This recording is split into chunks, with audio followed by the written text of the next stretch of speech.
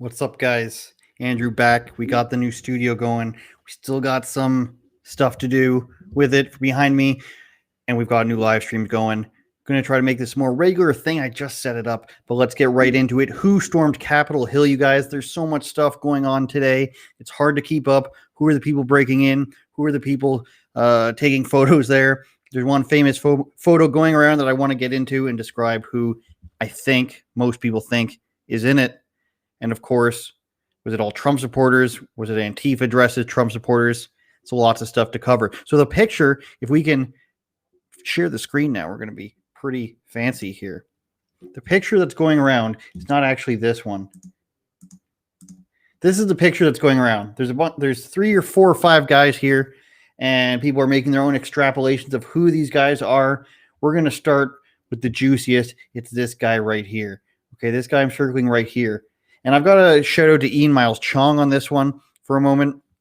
Ian Miles Chong, of course, is a writer for tons of places, and we work together at Rebel News in some capacity. So a lot of this information comes from him. He's pretty knowledgeable in this stuff, and we're going to be showing a few of his tweets. Just wanted to give him a shout out there. So this guy first, it appears to be, and of course none of this is 100%, but this guy appears to be the closest to 100% we can get. His name is Matthew Heimbach. Now, say what you will about Wikipedia and all these other organizations that label him this, but his Wikipedia does say he's a white nationalist. He's a neo-Nazi. Southern Poverty Law Center said this as well. PBS NewsHour said this. And New York Times had an article on April 4th talking about how he's saying he's no longer a Nazi, tra-la-la-la-la. Now, that's not him, but obviously he must be mentioned in this article. So one guy we have here, we're pretty sure, is a white supremacist. Now, that does not, you don't get indicted for standing in a picture with a bunch of other people.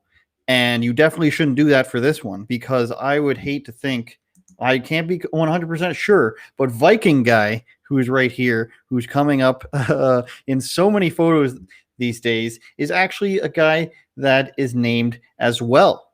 His name is Jake Angeli, and he's a Viking guy, and they're saying his tattoos that he's got here are up in the corner are, pedophiles. It's got the swirly triangle.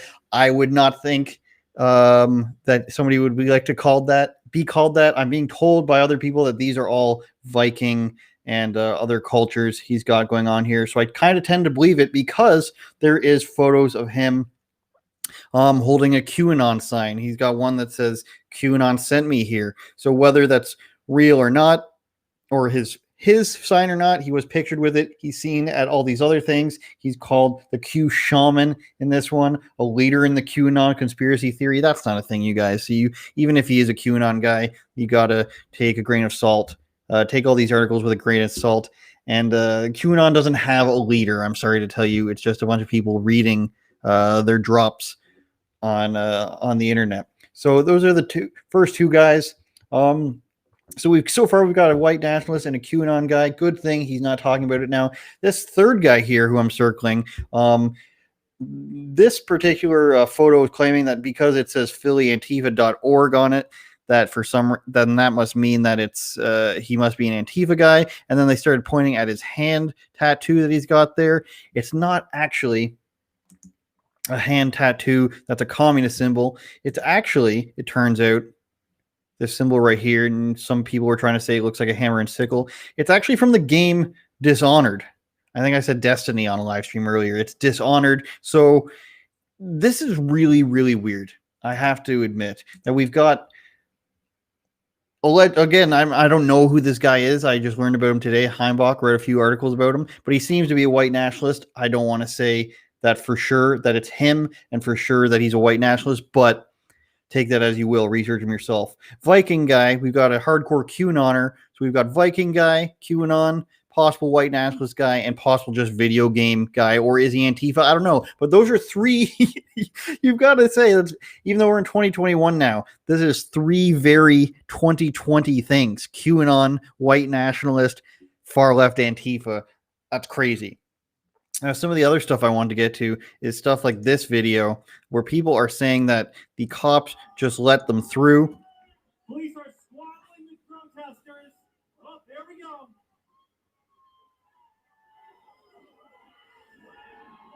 And they just reached the Capitol again. Now, I don't know if you can hear that, but he said police are squabbling with protesters. They just reached the Capitol again. Now, people are saying the cops laid down and let them in. I did see a video of a cop taking a photo with a guy. I did see videos of people inside the Capitol and the cops not having a problem with it. But in this situation, when you've got hundreds, I'm going to guess at least 200 people trying to storm the Capitol, 10 cops who don't have riot gear, they probably don't want to get stomped on or beaten up because it's just they're outnumbered. So I don't buy this narrative that they let them go in, although it is possible because the DNC seems to control the police. The mayor there seems to control the police in favor of the Democrats. It is possible. However, it doesn't seem to me. I was in the military. It doesn't seem to me that anybody's just letting them in. It seems like it's smarter to just not try to stop them because because they're going to get beaten up. Now, here's another thing that made me think that it's not Trump people. I've been watching these riots and all these protests for 4 years. Not once have I seen Trump supporters randomly smashing a window with a riot shield that they picked up off the ground. Why would they smash the window? You can just go through the front door, it seemed at the time. But again, shout out to, I don't know his name, Bigo on the scene. Bigo. He's got a lot of good footage, but I haven't seen this from Trump supporters before. So that's why I'm kind of like, hey, maybe it was, there were some agitators in there. And we can scroll ahead to this. My dude, Barely Informed with Elad. You guys know him. He's from New York. He went on down to Washington, D.C., it seems like. And this is another reason why I don't think that it was all Trump supporters, even though clearly some of them were in there. We'll get to that in a second. Stop the Steal protesters mark murder the media on Capitol building doors. Again, never seen that from a Trump rally. Never seen QAnon people say murder the media. It's the only thing written on the door. Somebody scratched in there. I don't particularly trust a guy in a bandana dressed like this to be a Trump supporter. That's just my opinion. So that's another reason why I think there were still some there's still left-wing agitators in there. Here's another thing I was talking about earlier of the Viking guy, where they're talking about him having pedophile symbols, which of course I would not be in support of, but neither are Q people. Q people are also not in support of pedophiles, believe it or not. I do have one more thing that I want to show you guys. And by the way, on Instagram, you can you check me out at Andrew Does. It's in the top right corner. I did a live stream there with Report and Opine Eric, and he was there today. So if you want to go watch that, go to my Instagram right after, and we can talk about. He got a little bit of pepper spray. He was there when they stormed in the Capitol. Can't wait to see his footage. So that's on my Instagram at Andrew Does. So Nick Fuentes and Baked Alaska, they were inside Nancy Pelosi's office. So obviously they were a part of the group that actually went in. Whether they engaged in anything, I don't know. But these guys went in. Elijah Schaefer was in there. Let's see if we can bring that up. Elijah, again, another one of my boys, Elijah Schaefer. So a lot of people were in there. So my best guess is that, and he's got a crazy story that he's got an own emergency broadcast. So there they are storming the building.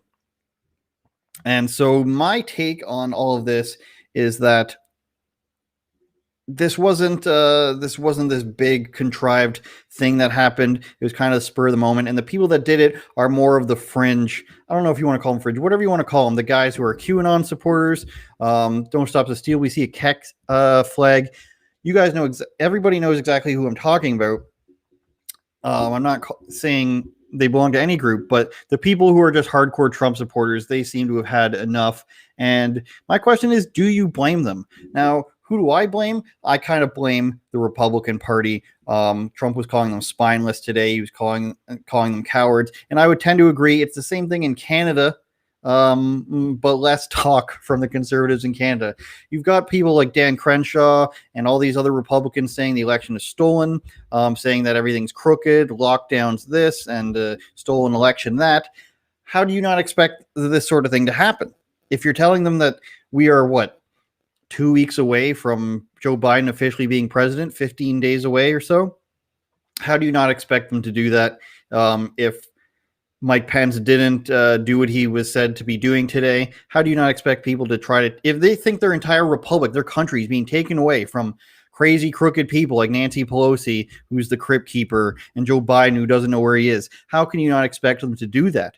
I don't condone the violence, but I don't understand how some of these Republicans can sit there. Another thing I want to mention is Section 230. They haven't done anything about social media bias and shadow banning. How do they expect their people not to react negatively to this? How can they even believe their elected constituents at this point? And that goes for Democrats and Republicans. Now, in my opinion, you shouldn't have stormed the Capitol like this. 2 people died, I think. 1 woman got shot in the neck, and I'm not sure if the second guy getting carried out on a stretcher died, but this is what happens. I'm not saying that I'm not sure of the complete story. The woman got shot in the neck. Apparently it was through a wall. That's unconfirmed on my part, but it's not her fault. But did you want violence to happen? I would say no. What I would say that should have happened, I believe they were in the middle of disputing Arizona at the time. They got through Alabama and Arizona. But at the very least, you've got Arizona, Pennsylvania, Georgia, Wisconsin, and Michigan. If all those get challenged, they're debating this for days, you guys. This is 2 hours at a time. They're debating this. So why didn't you just wait to see what happens? I don't know. Maybe everybody was there at the same time, so they figured, why not? Let's do it. But you can't advocate for violence. But then on the other side, people are saying this is how America was founded. It's a very confusing time for both people. What I don't like is people saying, I'm glad the person got shot, or this is just white nationalists freaking out. These are traitors or treasonous. When BLM and Antifa were burning down cities and destroying downtown cores, did the mainstream media call them treasonous? Did they call them terrorists? Did they say this, that, and that? World leaders condemn disgraceful scenes, all this stuff. I know treason and terrorist was trending earlier today. Did they call them that? No. They said there was peaceful protests and they just wanted some change. And what did that lead to? $1 billion in police funding decrease in New York, defunding police in Minnesota, defunding police in LA. That's what it led to. So it's okay when they do it to prove a point or to get what they want. But when the other side does it, it's white nationalists. It's the same thing over and over again where we go with the media. This is all okay, but anyone who opposes us is now a white nationalist. It wasn't white nationalists. I showed you a picture of the guy who was. How many people do you think he brought with him? Maximum 50? There's probably 10,000 more QAnoners than this guy. This is a crowd of like 1 million people. White nationalists. It's crazy. If white nationalists aren't afraid to be called white nationalists because they think it's the best thing. So you saw a Confederate flag. Maybe he was a real Confederate in there. How many of them did you see? 1. You see a Keck flag in that video. How many was there? 1. It doesn't make any sense. When thousands of people riot in a city, it's peaceful. When 100 people storm the Capitol, it's treasonous, neo-Nazis, terrorists. Again, not excusing it. I don't want people to do this violently. I would like the courts and the Supreme Court and the electorates to look at the election fraud alleged. You have to do the Alex Jones voice when it's alleged election fraud. But you have to be even. That's all I ask for. But it seems like it's been 5 years since I've been doing this. It seems like it's never going to be even across the board. It seems like it's never going to be fair. So that's why I'm glad people are going to places like Parler and Rumble, even though I don't like the name Rumble. Dan Bongino. Some questions in the chat. We'll read some chat and then I'll go. Hopefully I can make this a regular thing. It's a lot easier than producing things, people. People are not allowed to be angry and break a window, but you can burn down an entire city block and it's democracy. It's kind of what I was saying. Doesn't matter. This will never get any coverage. I think that's a picture of them so Antifa could target them. I'm not sure what you're referring to back then. Guy called into C-SPAN saying he witnessed someone being ushered into the viewers gallery. Whether that's being ushered by Capitol Police, I'm not sure. He was asking for footage. These guys are for sure sheep-dipped agitators. Yeah, I'm sure there's agitators in there. I'm sure there's Antifa guys who are busting up the window and they wanted to feel included. Listen, they've been saying for 3 years that Antifa has plans to dress up as Trump supporters, put on their hats backwards, so that's what you see in photographs, and cause damage. Hasn't happened that much, but I'm sure it still does happen. I'm sure it's happened in cases where we didn't find out that it wasn't a Trump supporter. But the idea that a bunch of the majority of these dudes were agitators. I don't believe that, but I'm open to the idea because we don't want to be these people who make these assumptions until we know exactly what happened. They think they are dogs barking. No one in the government thinks people are actually murderous. You can't forget about how much is show pony pageantry. Politicians think protesters are dogs barking. I mean, it's different where I live and it's different in the United States. It's much less violent in Canada where I'm from, but I see what you're saying. They don't care. Did any of them stop taking the checks? No. They may have stopped. A few people may have stopped getting their increase. I believe Bill de Blasio stopped his raise. It was like $20,000 or something. But they didn't not take paychecks. In fact, tons of them went traveling. The people who were the biggest advocates for the lockdowns went traveling. They went to different places. They didn't follow their own stuff. This is Canada, America. This is Australia. England. These are all the places where when 5 years ago, were the best places to live. All these Western countries.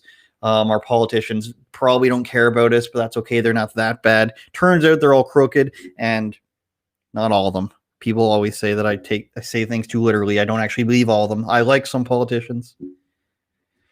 Republicans, Democrats, conservatives, liberals in Canada, there doesn't seem to be a huge difference right now as opposed to a few of them.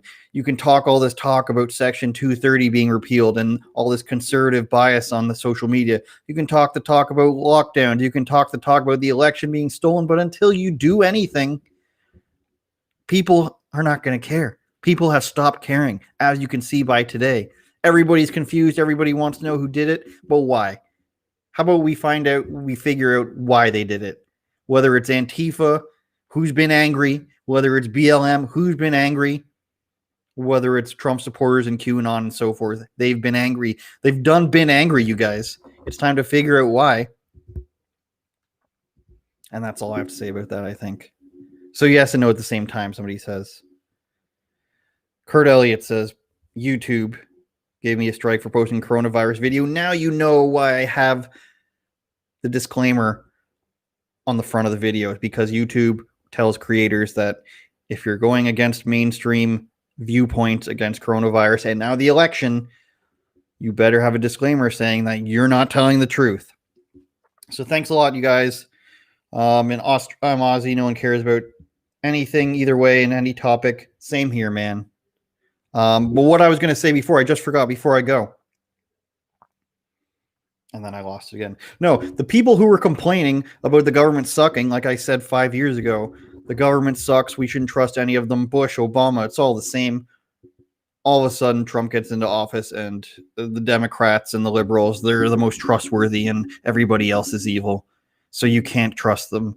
But you can trust the people who've been there for 30 years that have been screwing you over. Oh, okay, that makes sense. Thanks for watching, guys. Like I said, I got a lot of energy tonight. Like I said, Andrew does on Instagram. I did a video with Eric, my buddy that I do the podcast with on this channel. Go check it out. We talked about his day in DC. We're going to do a podcast talking about that few days when he gets back from DC. Thanks for watching. First live stream. It'll get better. We'll have better graphics.